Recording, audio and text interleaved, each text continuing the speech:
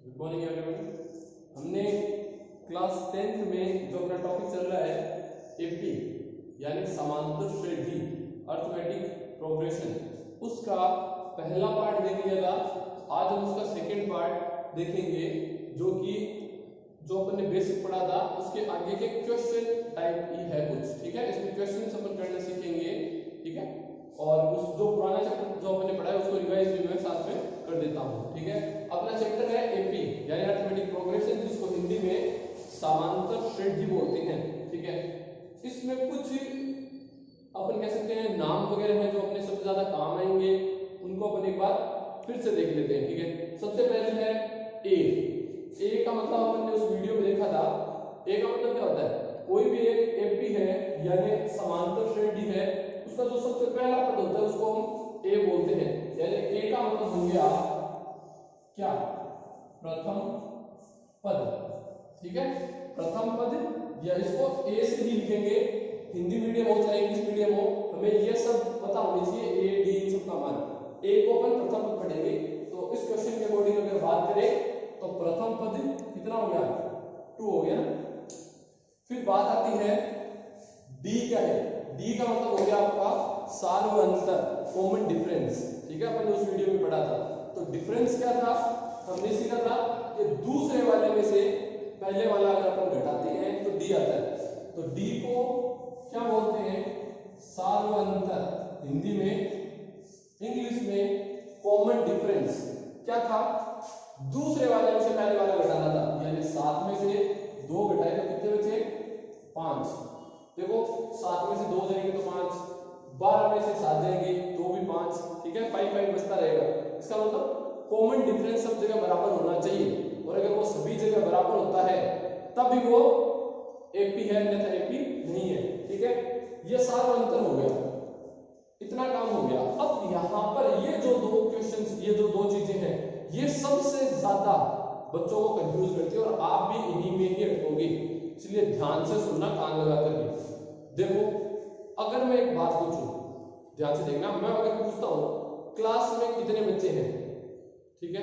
मैंने पूछा कि आपकी क्लास में कितने बच्चे हैं। मान लो तुम सभी 30 बच्चे हो, 30 स्टूडेंट्स।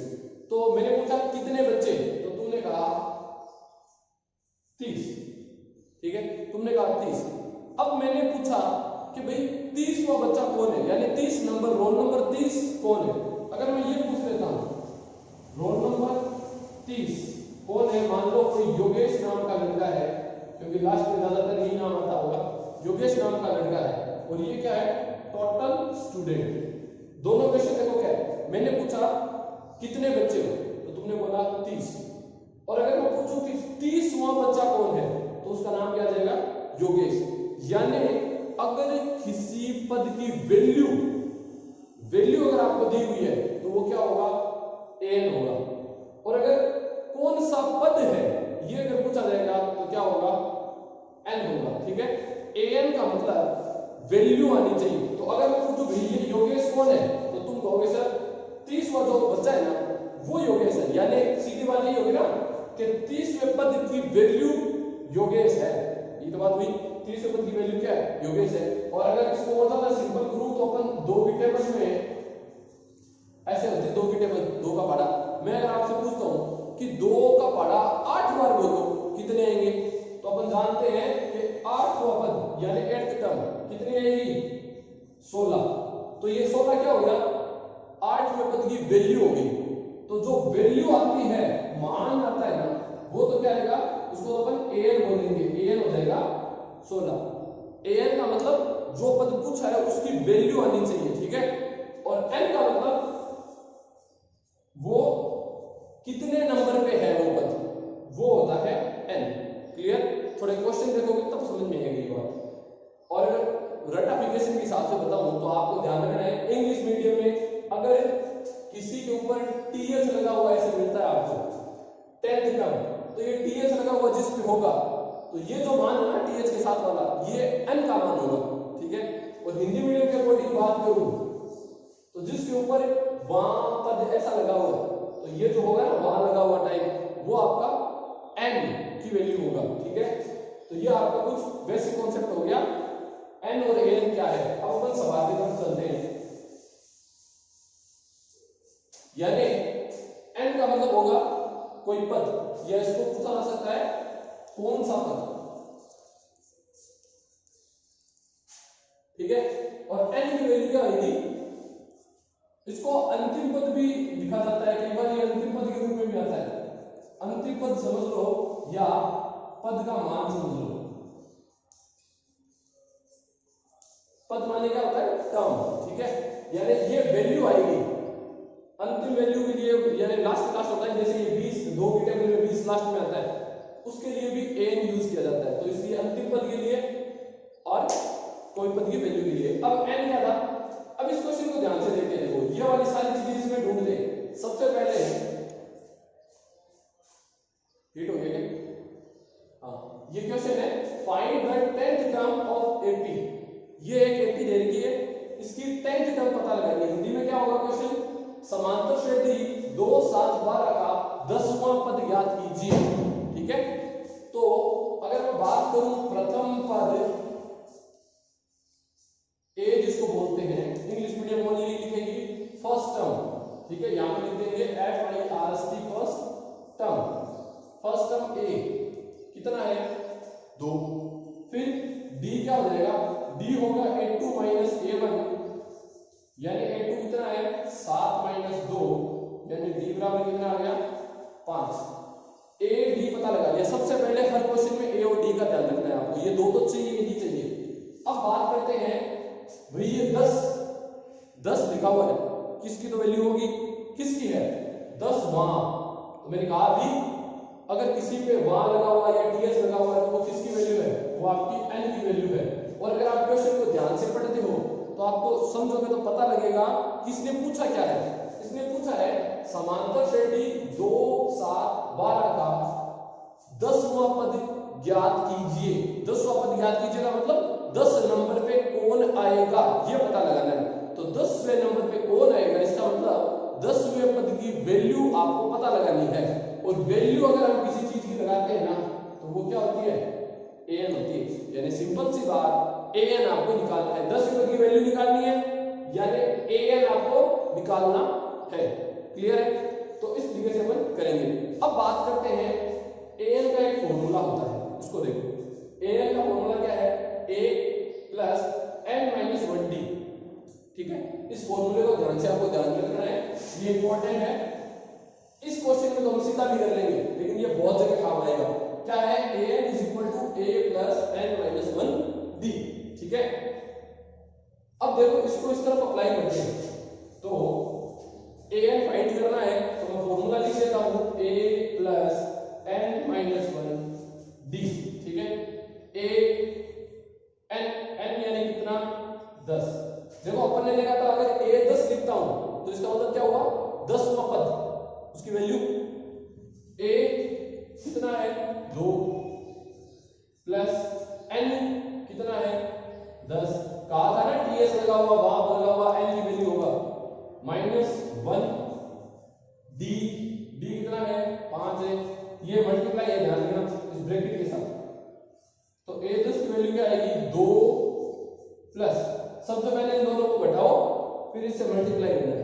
तो ये घटाने में कितने बने 9 × 5, तो a 10 की वैल्यू कितनी हो गई 2 प्लस दोनों को मल्टीप्लाई किया 45, और a 10 का मान कितना आ गया 47। तो इस क्वेश्चन में आपसे पूछा गया था 10वां पद क्या होगा, तो हमारे हिसाब से 10वां पद यानी a 10 कितना आता है 47।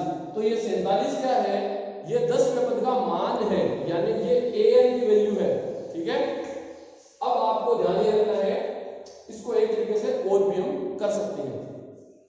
देखो एक बात सिंपल सा लॉजिक का ध्यान रखना, मैं आपसे पूछता हूं कि किसी भी समांतर श्रेणी का 70वां पद बताओ 70 नंबर पे। यानी अगर मैं आपसे a 70 पूछता हूं, बताओ a 70 कितना होगा, तो आपको बार-बार ये फॉर्मूला लिखने की जरूरत नहीं है।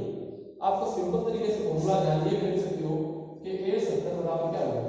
देखो 70वां पूछा है ना, तो क्या करो a प्लस तो लगेगा ही। 70वां पूछा है तो एक कम कर दो, यहां वाला ये एक कम कर दो, 70 में से एक कम किया 69d। जो भी पूछे ना उसका एक को कम करके डी लिख दो, यानी मैं अगर आपसे सोमवार को पूछता तो आप क्या लिखोगे, a प्लस एक कम करो 99 डी। अगर मैं आपसे 36 को पूछता 36 तो आप क्या लिखते, a प्लस 36 कम किया 1 35 डी। इस तरीके से भी आप इसको सॉल्व कर सकते हैं। देखो ये फॉर्मूला और ये फॉर्मूला एक ही है, ये एक फॉर्मूला है और ये सीधी इसकी फॉर्म बनाई हुई है, तो इस तरीके से भी अपन क्वेश्चन को सॉल्व कर सकते हैं। ठीक है, अब मैं आपको एक क्वेश्चन ये हो गया, एक क्वेश्चन और दिखा रहा हूं। ठीक है, आप इसको कॉपी कर लेना।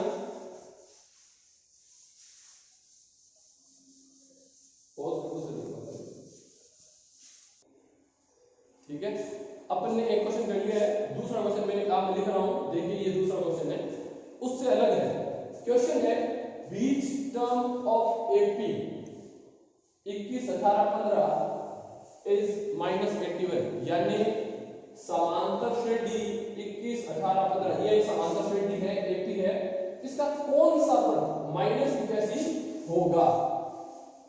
इंग्लिश मीडियम इसको ध्यान से समझ सकती है, इंग्लिश मीडियम के लिए बहुत अच्छी हिंट है। हिंदी मीडियम वाले इस क्वेश्चन को इंग्लिश के अंदर पढ़ोगे तो बहुत ज्यादा मजा आएगा। देखो ये जो टर्म वर्ड लिखा हुआ रहता है ना, टर्म, इस टर्म से जस्ट पहले, इससे जस्ट पहले अगर कोई नंबर आता है यानी कोई भी संख्या आती है तो वो n का मान होगा। जैसे अभी 10th टर्म लिखा हुआ था तो टर्म से पहले क्या आया था, 10 लिखा हुआ आया था, तो टर्म से पहले अगर कुछ लिखा हुआ है तो वो क्या है, n का मान होता है। यहां पर देखो टर्म से पहले क्या लिखा हुआ है, बीच। बीच यानी आप जानते हो इंग्लिश ग्रामर में बीच का मतलब कौन सा होता है, यानी टर्म से पहले कौन आता है, n, और n की जगह क्या लिखा हुआ है, बीच, यानी n आपको पता लगाना है।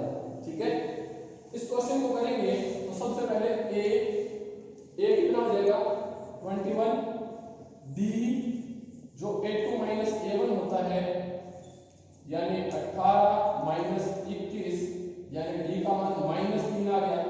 ठीक है, अब देखो कौन सा पद -81 होगा, यानी इसने पूछा कि कौन सा पद -81 होगा, तो -81 जो है वो एक वैल्यू आ रही है भाई, इसको अपन आगे बढ़ा लेना, आगे तक बढ़ाते जाओ, इसमें कहीं ना कहीं लास्ट में जाते हुए -81 लिखा हुआ आएगा। ठीक है, इसको आगे बढ़ा लो, -81 आएगा, तो आपको पता ये लगाना है कि -81 जो है इस एपी में आएगा कितने नंबर पे आएगा, तो यानी -81 क्या है, वैल्यू है, क्या है, वैल्यू है। तो हम जानते हैं अगर किसी पद की वैल्यू अगर आती है तो वो क्या होगी, an का मान, यानी -81 an का मान है। और अगर आप वैसे देखते हो सिंपल मैंने बताया था, इसके ऊपर कोई पद लिखा हुआ नहीं है, इंग्लिश में इसके ऊपर th टर्म नहीं लिखा हुआ है, तो ये n की वैल्यू नहीं है, ध्यान रखना। ठीक है, ये n की वैल्यू नहीं है क्योंकि इस पे th टर्म वगैरह नहीं लिखा हुआ, n आपको पता लगाना है क्वेश्चन में, ये an की वैल्यू है, n निकालना है क्वेश्चन में। ठीक है, अब कैसे करेंगे वो देखो इसको, भाई हमारे पास a है, d है, an है, n नहीं है, तो आप ध्यान से देख लो पूरे चैप्टर में आपके सामने सिर्फ 2 फॉर्मूला आते हैं, वैसे 3 आते हैं लेकिन मोस्टली 2 ही है, एक an का फॉर्मूला, एक sn का फॉर्मूला। sn हम अगले पार्ट में देखेंगे, an का फॉर्मूला काम आएगा भाई, इसका कोई फॉर्मूला नहीं है, फॉर्मूला तो इसी का सीधा है मैंने, तो an का फॉर्मूला लगाओ, an का फॉर्मूला क्या था, a plus n minus 1d, ये फॉर्मूला होता है, an का फॉर्मूला लगाया। अब देखो इसकी और इसकी, जिसकी आपकी वैल्यू पता है वो लिख दो और जिसकी नहीं पता है वो छोड़ दो। a का मान पता है, बिल्कुल कितना है, -81, a का मान पता है, जी हाँ कितना 21, n का मान पता है, नहीं जी बिल्कुल नहीं, तो n को छोड़ दो, n को n लिख दो। क्या d का मान पता है, d का मान हमें पता है -3, इसको लिख दो -3, क्लियर है। अब यहां पे ध्यान से देख लेना, सबसे पहले इस क्वेश्चन को सॉल्व करते वक्त हमें सबसे पहले ये जो 21 है ना, इसको इस तरफ भेजना है, इसको इस तरफ भेजना है, या फिर इन दोनों को पहले मल्टीप्लाई करना है। तो ज्यादा देखो दोनों तरीके अगर समझोगे तो गलत हो जाएगा, इसलिए एक ही तरीका अपना लो। सबसे पहले 21, तो बीच में वीडियो जो था वो कट गया था, आगे करते हैं इसको। हाँ मैंने कहा था एक ही तरीका सीख लो, 21 जो है इसको इस तरफ लाओ सबसे पहले, तो ये होएगा देखो माइनस के 81 तो यहाँ पहले से है ही। जो ये 21 है ये किसका है, प्लस का है, तो इसको अगर इस तरफ लाओगे तो माइनस के 21 हो जाएंगे। क्लियर है? उधर क्या बचा, उधर बचा माइनस n-1 और मल्टीप्लाई -3, ये वाला हिस्सा इधर आ गया पूरा का पूरा। क्लियर? ये दोनों कितने हो गए, माइनस के 102 है ना, दोनों को प्लस करके देखो 102 होते हैं माइनस के। क्लियर है? अब इसको किस तरीके से सॉल्व करोगे वो देखो। सबसे पहले ऐसे ही क्वेश्चन में क्या करोगे, सबसे पहले a को इधर लाना है, वो हो गया। अब क्या करोगे, जो ये d का मान है, d देखो मल्टीप्लाई में, ध्यान से देखना, कोई ये कहेंगे सर इसको इस तरफ लाएंगे तो ये माइनस का है प्लस हो जाएगा, नहीं ऐसे नहीं होता है, ये मल्टीप्लाई में है, हमें मान किसका निकालना है, n का। ठीक है, n और इसमें क्या रिलेशन है, गुणा होना है, मल्टीप्लाई होना है, तो ये जो गुणा में है इस तरफ आएगा तो भाग में आएगा। ठीक है, यानी क्वेश्चन ये बनेगा माइनस के 102 और माइनस के 102 और इस तरफ क्या है, गुणा -3, तो ये जब इस तरफ आएगा ना तो क्या आएगा, भाग में आएगा। सिर्फ गुणा का उल्टा हो जाएगा भाग, मल्टीप्लाई का उल्टा क्या रहता है, डिवाइड। नंबर चेंज नहीं होगा, -3 है तो वो -3 ही रहेंगे, +3 नहीं होगा, ध्यान रखना। अगर अपन पक्षांतरण करते हैं तो सिर्फ एक ही चिन्ह बदलता है, गुणा से भाग बन गई। ठीक है, माइनस से प्लस नहीं बनेगा। बाकी ये तो इधर पड़ा ही है, इसको मैं यही लिख देता हूं n-1, ब्रैकेट में लिखो कि मत लिखो, क्योंकि अब तो ये फ्री हो गया है, सारी चीजें इधर आ गई। देखो माइनस से माइनस कट गया, 3 का भाग इसमें दोगे तो आपका जाएगा फिर के बाद 34 बार जाएगा। ठीक है, डिवाइड करके देख लो 34 बार जाता है। अब क्या करना है, n का मान निकालना है, तो ये जो -1 है अब ये इधर आएगा, तो -1 अगर इधर आएगा तो क्या बनेगा, +1, तो -1 अगर इधर आएगा तो +1, n का मान कितना आ जाएगा, 35। यानी अगले ने पूछा था which term of AP is -81, तो अपन लिख सकते हैं कि 35th term of AP is -81। ठीक है, यानी अगर हिंदी में आंसर दे तो इसमें पूछा था कौन सा पद -81 होगा, तो हम लिख सकते हैं समांतर श्रेणी का 35वां पद, समांतर श्रेणी का 35वां पद -81 होगा। इस तरीके से आपका इक्वेशन कंप्लीट हो गया। हमने आज क्या सीखा, an क्या होता है, n क्या होता है, दोनों को समझना किस तरीके से है। n कोई पद होता है, an उस पद की वैल्यू होती है। ठीक है, और अगर किसी पद पे पद लिखा हुआ आता है या th टर्म लिखा हुआ आता है वो n का मान होगा, और अगर नहीं लिखा हुआ आता तो आप उसको an या sn इनमें से कुछ भी हो सकता है। जब आप sn पढ़ोगे तो इस बात को भी अपन क्लियर करेंगे। ठीक है, आज 2 क्वेश्चन किए थे, इसके क्वेश्चन आपको ग्रुप में मिल जाएंगे। Thank you.